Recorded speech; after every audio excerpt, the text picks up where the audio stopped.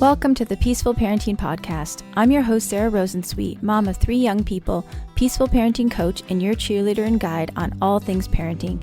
Each week, we'll cover the tools, strategies, and support you need to end the yelling and power struggles and encourage your kids to listen and cooperate so that you can enjoy your family time.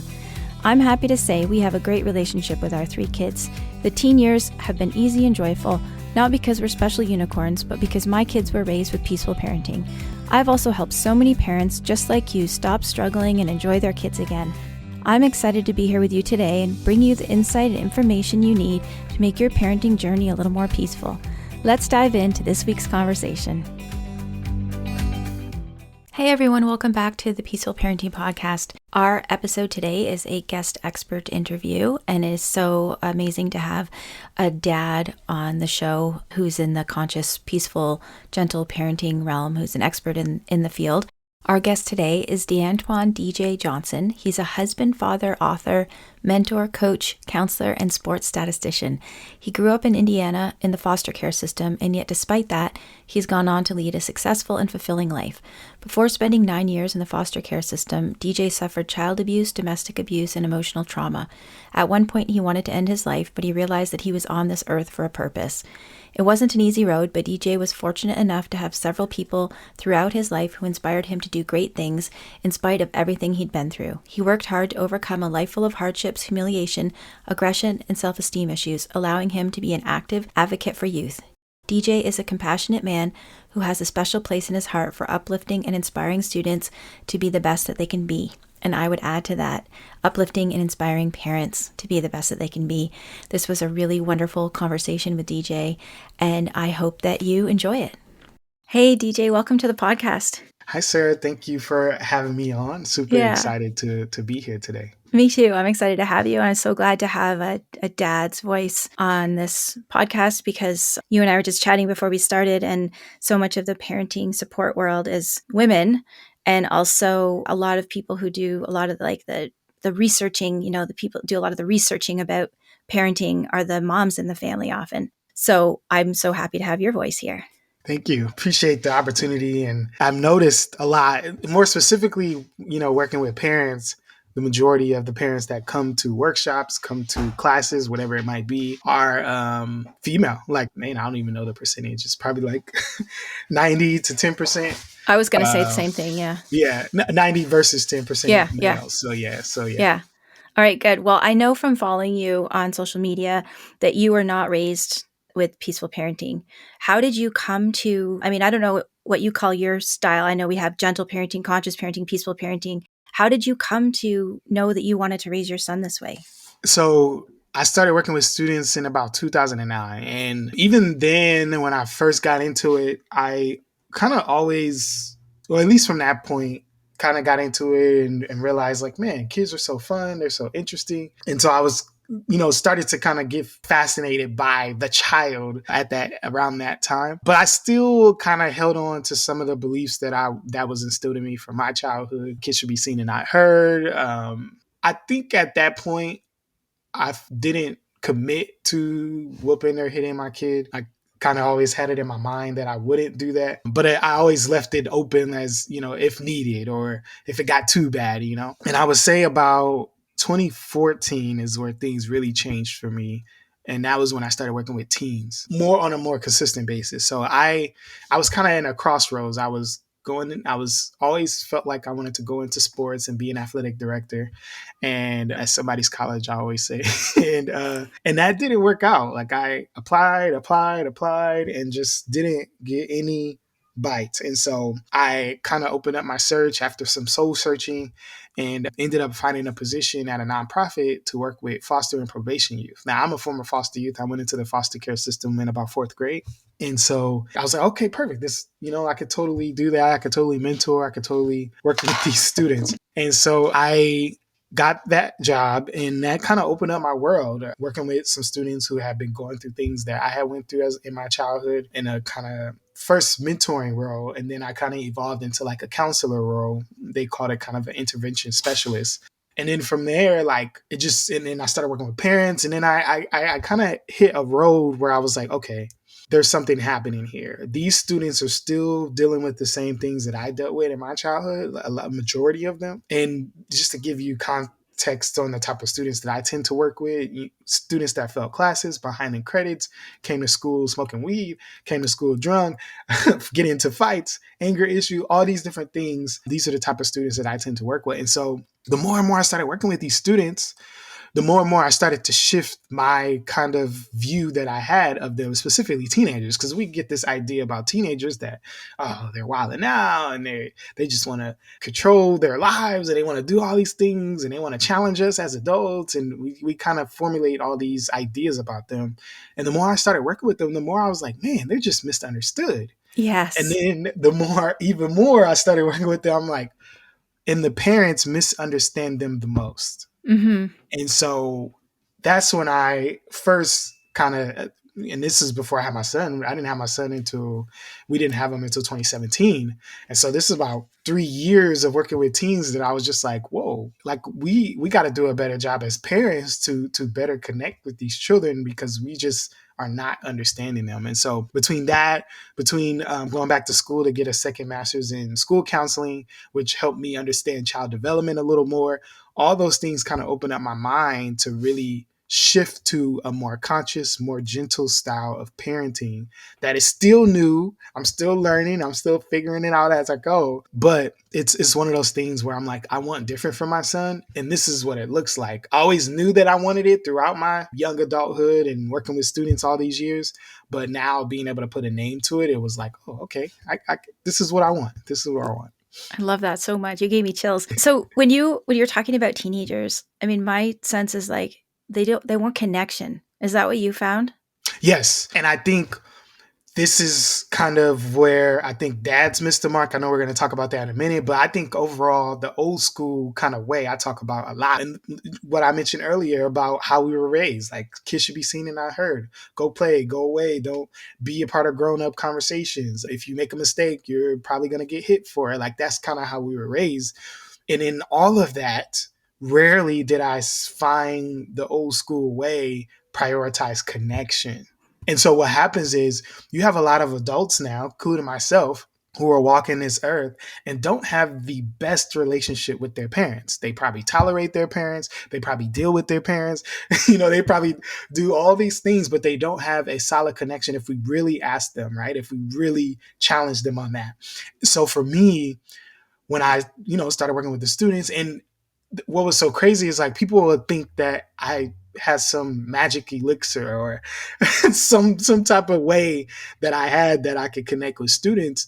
And they're like, man, I don't know how you got this student to do this, or I don't know how you were able to, get this from that student. And I'm like, I connected with them. I Mm-hmm. prioritize like getting to know them and understand them. And I think as adults, I think what holds so many adults back, male, female, whoever, is they don't take the time to get to know the child in all aspects of who they are. We think we know, we think we have an idea, but we don't prioritize that. And yeah, you're right. Like connection is absolutely the key to, I think, all the parenting styles, but That's the particularly, cornerstone. yeah, Yeah, the cornerstone yeah, of our approach, right? Two things come to mind when you were talking about that. One is I was just before we got on our call today, I was preparing a presentation for caseworkers mm, working with kids supporting the caregivers of teenagers, and they wanted me to talk about discipline. And I realized that I spent the first half of the slides talking about connection, mm, right? Because discipline becomes so much less of an issue yeah, when you have connection and yeah, the relationship. And that's what, when kids feel that you care and you know them and they care about you, then you almost, discipline almost becomes secondary in a certain way. The other thing I was thinking about is that teenagers are so tough because they can be so prickly and you think they don't care, right? yeah, Like I was at my son who just turned 18. I was at one of his baseball games and I was talking to this other mom, and she said that she didn't go to games very much until recently because her son had said, "Oh, only come if you want to." And I said, "Oh, you realize that's code for I want you to come to my games." but mm, but he's not going to come out and say, "Mom, I want you to come to my games," because yeah. he's 18, right? He's not going to say that. And she said, "Oh, I realize that now." But it can be tough because they sometimes seem like they don't care, but they do. have been explaining the teenager as complicated, but it should be seen in a good way. So it's complicated because your teen smells like an adult, looks like an adult, acts like an adult sometimes, but they're not. And they're not because of their brain development. Now, somebody might hear that and is like, okay, great. That's why I don't treat them as an adult. Well, hold your horses. The other aspect of that is because of the brain development, all the things that are happening for them, also what's happening for them is their want and need naturally for more autonomy over their lives. And so as a parent of a teen, how can you navigate those waters? How can you balance treating them as an adult as much as you can, right? I always say, look, a little at a time. The more they can show you that they can handle it, the more that you can give them, or you should give them, as far as responsibility and different things like that, things they can handle. But more importantly, we feel like I need to control my teen because they're trying really hard to be controlling or take control over their own lives, which is a natural thing. And so what I find is parents have issues because they fight against that naturally occurring thing for teens, when the reality is they should be working with it and putting into their mind. There's someday I'm gonna make a reel about this, but there's the evolution that we have to have as parents. Our kids go from hyper dependence on us when they're younger, and it evolves to about, I don't know, preteen or whatever, where they're less dependent on us and becoming more independent. And by the time they become 17, 18, whatever, maybe even younger, 15, 16, they are seeking more independence. And so as a parent, how can we successfully navigate that evolution, right? Because I think so many of us as parents, especially when it comes to teens, we get stuck on the fact that they were so dependent on us, and we take it personally. And we're like, oh, and the reality is that should be a sign of you're doing a good job, parent. That's right. You know what I mean? You're doing what you're supposed to do. So I think the biggest issue that I've seen with parents is that they fight against that want and need for the kid to be more autonomous, more independent, as opposed to working with it and becoming the guide for your child as opposed to dictator for them. Yeah. So you say guide versus dictator. I always say we're moving from manager to consultant. Yeah. And when you're a consultant, you have to have a good, like, the people have to trust you, right? So you hire someone for your company who's the consultant. Like, if you don't trust them and like them, you're not going to listen to what they say. And then you don't have to listen to what they say, right? So we're just back to the relationship again, the connection piece. Okay, let's shift gears a little bit, because I really want to talk about fathers. And in your work, we talked a little bit before we started recording about dads being a little bit more resistant to the ideas of peaceful, gentle, conscious parenting than moms. And what do you think is the reason behind that? And what can we do about it? How can we help dads trust that this approach works? Yeah, no, I think it's so multi-layered, but I will try my best to come at it from the angle of where I once was before I kind of ventured off into this space. I think gender roles play a huge role in it. We as dads, I think, go into parenthood thinking that mom takes the majority of the responsibilities when it comes to raising a child. I know at one point I believed that me being present would be enough. Where did I get that from? Well, my dad wasn't in my life, and my stepdad was there, but he wasn't. I mean, I could remember a few of the things that he did with us as far as activities are concerned. And then the majority of what I remember of him is being a disciplinarian, enforcing his will, enforcing the fact that he was in charge, enforcing that he was king of the hill, essentially. And so I think if a lot of us men were raised in that way, of course, naturally, we're going to ultimately have kids, and all those things that kind of were instilled in us from our dads of toughness and being the man of the house and being the leader of the house. And, there was points where my stepdad went to jail as well too. So like that messaging of like, you're the oldest, I've took on all the responsibilities of my siblings. So whenever they did something wrong, I got in trouble for it. And so I think we, personally speaking, think gender roles in terms of like, what is my role as a dad? I think a lot of dads don't necessarily know beyond providing financially, beyond maybe supporting our kids in their sports. I don't think a lot of dads know how to support as a dad beyond those means.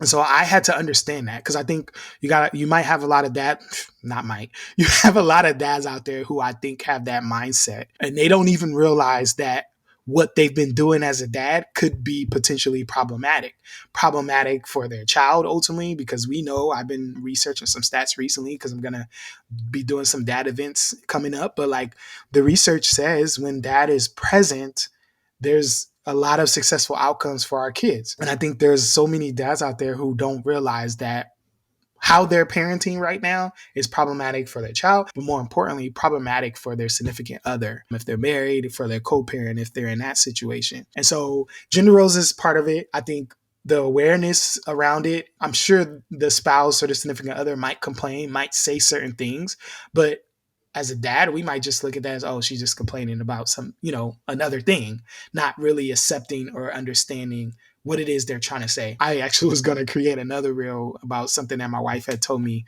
And I think whenever she used to tell me stuff, I always took it personally. Whenever she used to like correct me or do anything, I always would have my guard up as opposed to, accepted or heard what she was really trying to tell me. And I think there's so much work that I think dads ultimately have to do. But the first step has to be a level of awareness of, oh, I think I posed the question, like, am I truly being the father that my kid needs me to be? First question. Second question, if you're in a relationship and you have a significant other, am I the dad or father or support system that my significant other needs me to be? I think so many dads, and maybe this is no fault of their own, maybe this is society driven. I think we go into parenting with a very selfish mindset of like, man, I want my kid to be great and maybe play sports or do something awesome with their lives. And, I want to make sure that I discipline them and make sure that they don't, go by the wayside. But we don't look at what is best for our kid. And we ultimately don't look at what's best for our significant other. And so for me personally, and I know people are probably like, whoa, but I just, this kind of was where my mindset was before I was able to, I think my wife, one day, if I could be honest and transparent and real is what I typically am, she one day came up to me and she was like, if this is how it's going to be, and I think at that time I was working a lot, my son was just born, so she was taking on most of the responsibilities with him. And she was like, if this is how it's going to be, then I don't want this, because I'm practically a single mom and we're married and we have this kid together and I don't understand. Yeah. And in the moment, I think I was very like, well, what the heck? I'm working, I'm providing, I'm doing all the things, I'm here, I'm you know what I mean? Like, I'm doing everything that That's what you just said, that a lot of dads think that's what their role is, right? Just to like provide financially and like not leave, basically. Yeah, just be there, right? Yeah. And that kind of woke me up. I'm like, whoa, okay, first of all, I don't want to lose you. That was the first step. And then the second, I'm like, okay, what is it that I need to do to like shift this situation? Like, how can I be more present? How can I step down and not, work myself to death where I'm not present with my family? And that kind of started a lot of different things. But that my son ultimately being born really shifted things for me in terms of me becoming a better version of myself. Well, that was really, sorry to interrupt, but that was really brave of your wife, because a lot of women too buy into the gender roles of that, I'm the one who's got to do all the work with the kids and, he's making the money and I shouldn't ask for anything else. It's not just like the men saying like, this is my role. It's like the moms too buying into that and not asking for more and not saying like, no, it's important that you're here and that you help with the caretaking and that you're, because so much of the connection comes from the caretaking, especially with like infants and toddlers, right? Like who's giving the bath and who's changing the diapers has a lot to do with who's meeting the child's needs are those early connection pieces. But it is easy to just kind of think, oh, well, he's doing what society says he's supposed to do and I shouldn't be demanding and, noisy and ask for anything else. So that was brave of your wife. Yes, she's a very brave woman. I'm glad that she's on my side, or we're together.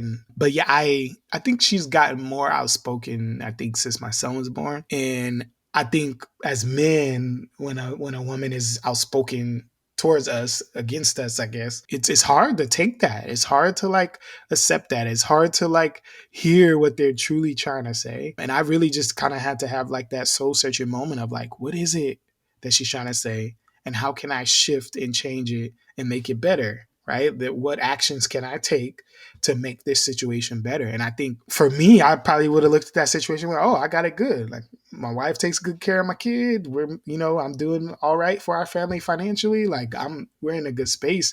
And I think for me, for over the last several years, it's just been in a space of like, how can I be a better version of myself? And how can that better version of myself continue to impact my family, whether it's my son, whether it's my wife. And that really kind of got the ball rolling. And so for the moms out there who are like, man, I could never. I think what has really helped us, and I think it started even more in 2020, because, those things were kind of there for us since my son has been born. But I think 2020 really hit a road for us in our relationship. And so I think what ultimately happened for us is we stopped doing marriage based off of society, based off of what religion has told us. And we just said, how will this marriage work for us? Mm-hmm. Right. One of the things I can think of is my wife always felt the way about, going out with her friends and hanging out and doing different things like that. And so we were like, she wants to do that. And I'm like, all right, cool. I'll, make sure that I'm available to take care of Kai and do all these different things. And so now we hit a stride where she gets to do those things. She gets to hang out. She gets to be her individual self, not so much wrapped up into what our relationship is. And so I think if I can help anybody out there, I want you to maybe write down, like, what would your ideal marriage look like? Don't think of societal views. Don't think of, the religious aspects of it. Just think about what you want for your marriage. Write it down. Have that conversation with their significant other. Challenge them to write down what they want as well. And come together and figure out how y'all can make your marriage work for both of you. And how you can make taking care of the kid work for both of you. Because we're in this together. And I think when we look at the kind of the old school way, we always feel like, oh, marriage is designed to placate and cater to the husband. And it's like, no, because if that's the case, why would the divorce rate is super high? Because you got a whole bunch of dads, fathers, husbands thinking, oh, this marriage is about me. No, it's about y'all together. That's right. So how can we work together? Yeah. And, going back to what you said about the research about dads, like I've read that dads, like the research shows that fathering, like poor or good fathering, actually has a bigger impact on children than poor or good mothering. Did I explain that well? Do you know what I mean? Like the impact of dads is greater on children, whether it's good or bad, which I thought was super interesting. Like, so if people haven't taken what you said to heart about like having a happy marriage, like think about like that, you want to have that impact on your kids. Yeah. And even with you bringing it up, I think about my mom and dad. So my mom, I was with her, essentially throughout my entire childhood up until 4th grade. And so I was close with her in that moment, but my dad was barely there. And the moment I finally met him officially, I think around 11, and just kind of kept in contact throughout. Like, he wasn't a great dad to me, but like he was something, and it still impacted me in a way. Like I told somebody the other day, I'm like, man, my dad has barely been in my life, and he tells me he's proud of me like every now and then, and it still hits a certain way. Yeah. And this is crazy. And my mom says it all the time, and I get tired of hearing it from her. So just to give you anecdotally, insight, then it's true, right? I mean, based off of my life, yes. Yeah. So what I find in my work is that a big reason why dads don't want to buy into this kind of parenting is fear-based. Mm-hmm. Is that what you find in your work? Like that they think that they have to be a certain way for their kids to turn out well or be successful?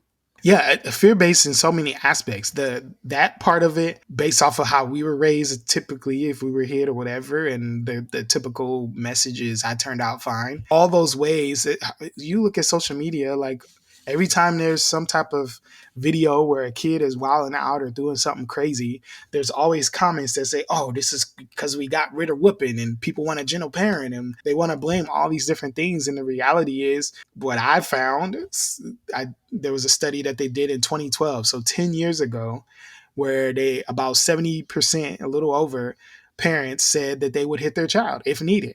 70% of those people now have 10-year-olds, you know what I mean? If they, depending on the age. And so the old school way is still alive and well. And I think that fear of like, oh, it doesn't look like what it used to, and I don't want my kid to turn out crazy, I don't want my kid to be this or that. It's like, I have chosen, probably the best thing I've done for myself as a parent is I've chosen not to operate in fear. I don't want to have this fear potentially, all these different things that we fear. I know in the Black community, we fear our child potentially getting shot, or like there's so many different things that we fear. And it's like, I can either operate in that and work my life around that stress and that anxiety, or I can hope for and wish for the best and operate in that in my home. And I always challenge parents, like, if you are so dead set on the world being crazy and chaotic and all these different places, why in the world would you not have a home that's a safe space? Oh, yeah. Why would you have a home that is just as crazy, just as chaotic, just so you can prepare your child for what? That doesn't make any sense to me. And so when I think of dads and that fear aspect, there's fear of disrespect, fear of so many different things. And ultimately what the reality is how can we get to a space where we're making that connection, and whatever that looks like for the dad. And once you can kind of get into that space, then let that kind of be your guide as you discipline, which in my mind means to teach, Yeah. not to punish, right? And in getting to that space where, all right, this looks a little different, this sounds a little different. And I think there's also that fear of like doing something new that they've never done before as well.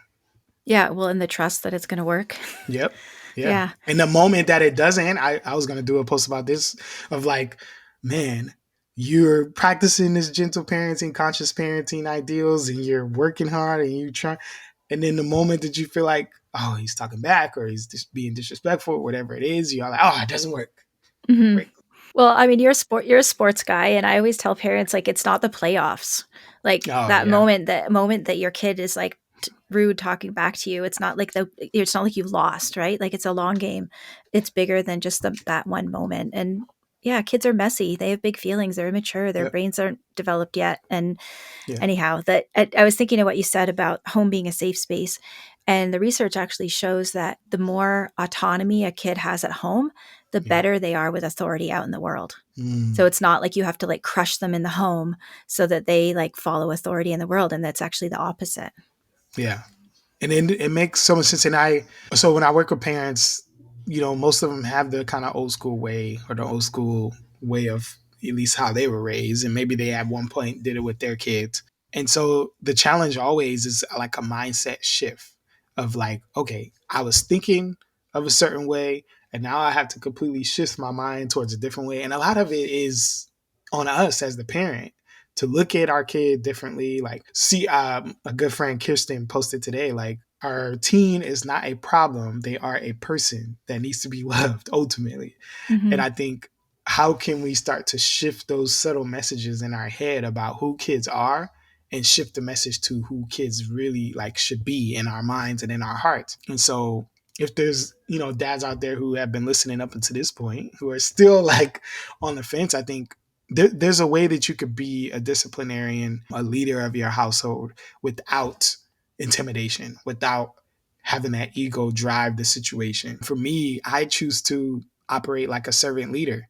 How can I be of service to my significant other? How can I be of service to my child and lead them in that way? Modeling the different behaviors and the different ways of being that I ultimately want them to be. Like, that is how I have chosen to lead my family. And it doesn't make me any less manly. It doesn't make me weak. It doesn't make me all of these things that they tend to kind of put on us when we're operating in that way. And what's so amazing is I have such a great community of dads that I follow or connect with who get it, like who understand, like, hey, it's frustrating, it's tough at times, but like my toughness or whatever it might be is not tied to like how loud I can get, how much I can yell, or how stern I can be.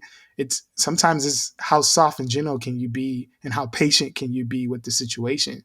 Like for me, being able to challenge myself in that way, well, there's nothing nobody can tell me on social media. You want to call me soft because I don't hit my kid? Hey, good luck. That says more about you than it does me. Totally. Your sweatshirt says resilience. Like you and I are seeing each other on video, and it's not about toughness, is it? It's about resilience. No. Yeah. Bouncing back, having those moments of like, whoa. I just posted recently about like that freeze moment. Like sometimes because I've committed to this way of parenting now, I freeze up. I don't know what to say. I don't know what to do. I know I don't want to yell. I know I don't want to hit. Do I yell sometimes? Yeah. But I have to go back and apologize and make it right and rectify the situation, repair. And so for me, what it ultimately comes down to is being human, Mm-hmm. right? Like, I think as dads, like, as men in general, like, we've gotten this idea, like, we can't feel our emotions. We can't feel this. We can't feel that. Like, we got to be tough. We can't cry. We can't do this. And it's like, oh, so you can't be human? You can't do naturally occurring things that we have suppressed so many years in our lives. And I think the more human that I've become, the more I think my wife has been able to relate to me. Mm-hmm. The more she's been able to speak to me and tell me certain things, because I've been able to slowly but surely shift these different messages in my head that tells me all these things that ultimately had me missing the mark in the beginning. But now I'm in a space where I'm like, hey, we're hitting a stride. And is it perfect? Absolutely not. But we're in a good space where we just hit a stride with my son. We had a rough patch over the last week or so. I had a move. It got a little rough the other day. He like threw his markers down on purpose, and I, grabbed him, took him to the room, and we got a little loud. And it was a lot. It was a lot going on, and realized at that moment the next day we had a conversation around it. I apologized for my actions, and over the last couple of days, we've been kind of seeing a shift in him in terms of just, him finally getting the message that we've been trying to get him to get. And I think what's so frustrating about this parenting style, and I think that's why a lot of parents have an issue, especially dads, you want it right now. I want you to listen right now. I want you to do what I told you right now. I want to, like, because that's how we were raised. And the reality is, like, they're kids. Just like you don't want to do stuff right now, they don't. And we're not going to use the fact that, as thinking of adultism, right? Like, that because we're adults, we have all these rights and responsibilities and all these things, over our child. And the reality is, no, they're human, just like you're human. And so I had a coach remind me recently, he's like, you said your kid isn't listening to you. Like, in that moment, he's like, how often do your kid ask you stuff and you don't do it right away? And I was like, oh, good point. Yeah. Like, you're in the middle of something. Even if you're in the middle of something and your wife says, like, DJ, can you like do this for me? She's not going to expect that you like drop everything that you're doing Yeah. right that second and then come and Yeah. do what she wants, right? Yeah. But that's what we expect from kids. Yeah. Because we're dictators and we're adults, and kids should listen to adults. And it's like, no, kids should follow and see and model after adults. Mm-hmm. So be and do the things that we keep trying to encourage our kids to be. Yeah. And it's so funny. Like, that is so true.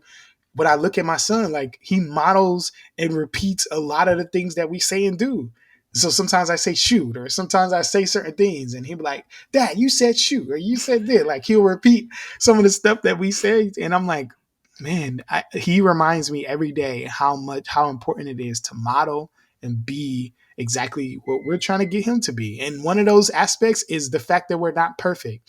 The one thing I hate about the old school way is that they wanted and expected so much out of us, but they didn't want and expect that same amount of energy from themselves. And so as a child, I'm looking at you make mistakes and do dumb, I wanted to say SHIT, but do dumb stuff and all these things. And you expecting all these things from me, essentially perfection. Yeah. And I'm like, no. What I want to model is that I'm human and I make mistakes, baby. And I'm going to mess up all the time. But I want to let you know that I'm going to apologize for it. I'm going to try to make it right. And we're going to move forward. Yeah. Because we don't want to make mistakes a huge, crazy ordeal, right? Well, that's what you want from your child, right? Like, Yeah. if your child messes up, you want him to, make it right, repair. And so many parents, like, I just love what you're saying about modeling. Like, we want to model the people we want our kids to be. And sometimes that's hard because it feels like we're being like weak. Like, you ask your kid to pick something up and they won't. You're like, okay, I'll pick it up. Like, I see you're having a hard time today. But like, we want them to be helpful and we want them to be gracious and we want them to be flexible, right? So like, we have to do that sometimes too, even if it doesn't look like that. Well, especially because it doesn't look like that old school way. Yeah. Of like, you just do what you're told because I'm the adult and you're the kid. I was thinking the other day, as you were saying that, Sarah, that I don't know about you, but like, I get super uneasy, or I just have a moment. I probably shouldn't have it. Maybe it's come something in me. But if I run into a kid or a teen that's overly like respectful and overly like compliant. Like it just gives me the heebie-jeebies. Like I don't know Mm-hmm. why. Like there's a kid the other day and he's like, "Thank you so much, sir." And I was like, "Whoa, what?" First of all, don't call me sir. I'm just DJ. Like, what? Chill out. Like, what's happening here? And I'm like, dang. Like, have I really gotten to a point where like that respect? I guess the questions I ask myself is, what did it take for that kid to get to that place? Right. What type of coercion? What type of oppressive, like, do this or else style of parenting did it take to get a kid to that? And for me, I'm like, okay, that's all fine and dandy and cute or whatever, but like, I think what would be better than that is a kid arriving to those things by themselves. And they do, like they do. They I can, do. my kids Absolutely. are 15, 18, and 21. And I Yep. can like 100% guarantee you that they do. And it doesn't even take Yep. that long. Like, No. when my kids were starting to go out in the world on their own, I had neighbors coming up to me and saying like, Mm-hmm. your son insisted on carrying my groceries for me. Or like, Yeah. your daughter did this. And not that they're perfect, but they are like so respectful and helpful. And like, because that's what was modeled for them. Yeah. Yeah. I love that. And Yeah. there's so many examples I think out there for people who are, on the fence and just, trying to figure it out. Like if you were raised a certain way and if you were raised how I've been mentioning how I was raised throughout this podcast today, like there's some trauma that's there. There's some different things that you might have to come to grips with before you can fully dive into a parenting style that sees your child as the human that they are. Because as you're doing that for your child, your inner child is probably like, whoa, what the hell? I didn't Mm-hmm. get this. I'm Mm-hmm. upset. Like, no, be tough on them. Do this, right? Because our inner child is mad because they didn't get it. And so sometimes you might have to tell your inner child, like, hey, I'm sorry that you didn't get this as a child, but I want to love on you by loving on my kid in the way that maybe you should have been loved, I right? love that so much. That's what Mercedes Samudio, who wrote Shame Proof Parenting, was on my Mm-hmm. podcast a couple of months ago. And she talked about that idea exactly, like how triggering it can be to be Yeah. meeting your child's needs when your needs Yeah. weren't met. And Oof. I love that you just like really gave that helpful instruction to just love on your own inner child when that happens. Absolutely. Because it can bring up a lot of that sadness. Like, what about me? Like, why didn't anyone Yep. do this for me? And it can Yep. make it really hard. And I think there's so many parents out there who are like, why should I do it for Mm-hmm. them? Because it Mm-hmm. wasn't done for me. And they're not saying it in that way, but their actions are showing it and they're not realizing or having the awareness enough that this is where it's coming from. Mm-hmm. And then there also can be like the level of judgment from our own parents. I mean, maybe not actually not mine. Not mine. I didn't mean to. They listen to the podcast, so I didn't want them Okay. to think I was talking about them because they're not judgmental of me. Hey, y'all. But exactly. But some people's parents who, when you take a different way of raising your kids, then they feel really judged, Yeah. and then you feel like guilty, like, oh, my parents aren't going to approve of me doing something different. So it's so Yeah. complicated. Yeah. I have a message for, well, I think it's so much easier for me to say this because my parents kind of were not in my life for a good portion of it. So I can be like, well, it doesn't matter what they think. But ultimately, that is the truth. Like, it's your family. You're choosing to raise them in the way. And maybe you need to have a conversation with your parents. Like, look, I know you did the best you could with what you knew and what you had, but I am choosing to parent in a different way. And then that's not an indictment on you. Like I Mm-hmm. said, you did your best. You did what you could, but I can do more. I know more. I have more information. And so now I'm willing to do that for my child. And I just want you to respect that. Yeah. And the trauma stops here. Yep. Yeah, I love that. Do you have anything that you think would be helpful for either the moms who are listening whose partners, whose male partners are not on board, or for the dads that are listening who are just maybe, well, they're probably, honestly, if they're listening to this podcast, they're probably convinced. So let's Oh, keep yeah. it let's keep it for For the the mothers. moms whose partners are not on board. Any tips or helpful things that you think that they need to hear? I was thinking about this on the way back from the gym today, and I think I don't want to say this, but I think this was what's going to help. So you really kind of have to scale back on your expectations of your husband or significant other. And what I mean by that is kind of the grace and empathy and patience that you give towards your child. You kind of have to give that to the dad. And what that would look like is kind of having that conversation. I always want to encourage moms because I really get frustrated when I hear like moms are all in on the gentle parenting, conscious parenting thing. And then the dad is not on board whatsoever. And I'm like, get rid of them, get divorced. Like I just want, that's the kind of the, but I remember where I used to be and I'm like, okay, all right. So patience. And I think having a conversation, I think I always challenge students when they can't fully formulate what they want to say in person, write it in a letter. So in a letter, say, you know what? I absolutely appreciate all that you do for our family. And I just want to let you know that there's a couple of things that I want to work towards. My wife always calls it positive, negative, positive, right? Put some positives in there. I think that's Those, also called a poop sandwich, right? yeah, it's so funny. One day my wife was like, she used it on me and I was like, wait, are you peeing me? Are you trying to positive me? With her being a therapist and me a counselor, we're constantly like doing stuff towards each other. But and so like find a way to write a letter to fully express kind of the different things that you need and the different things that you want from your significant other. And being able to say, you know what? Look, I know you haven't been, with this new parenting style, but this is something I truly want for our kid. Like this, like the trauma, the different things that I dealt with, like I just don't want to pass that down to my kid. And I would love your support in it. So you know what? Let's try this for a month, 1 month, all in, try it out. Let's see how it goes. Obviously there's going to be trial and errors. Let's see what happens after a month. And then we can come together and have a conversation and revisit and reevaluate how we can move forward. And I'll be here. Like I said, with that patience, that empathy that we give our kids, we're gonna have to give to the dads because they're new to this and figuring out. And there's so many things happening in their brain and their messaging that is keeping them from fully buying in. And so, writing that letter if you have issues like communicating effectively what you want to say to them. That way you can kind of have it. And even if you write the letter, you can still express it through the letter, right? And then challenging them to try it for a month. Like try it out, see how it goes. But I at least want us to commit to not causing harm to our kid as much as possible. I love that so much. And that's exactly what I teach parents too, is find that, if you're a parent who's dedicated to this approach, you are using empathy and connection and patience. And we have to give that to our partners also. And Yep. Nobody ever got anyone on board by shaming them or being hard on them. Unfortunately. And people usually try that first, right? Oh, yeah. They try it first, doesn't work. Yeah. And the next question I invariably get from the parent who is on board is, well, why should I have to do that? They're grown up too. And it's like, what? If they had learned these things when they were children or even had done the personal growth, you wouldn't have to. And it's not fair. It's not fair that you have to do this and you have to work so hard. And it's so worth it to find that compassion and empathy for your partner, because the reason why they're acting like that and having their adult tantrums is because they're suffering, right? Like they're coming from this place of fear and pain and self-doubt. And, same thing is like when our kids are having a hard time, they're not giving us a hard time. They're having a hard time.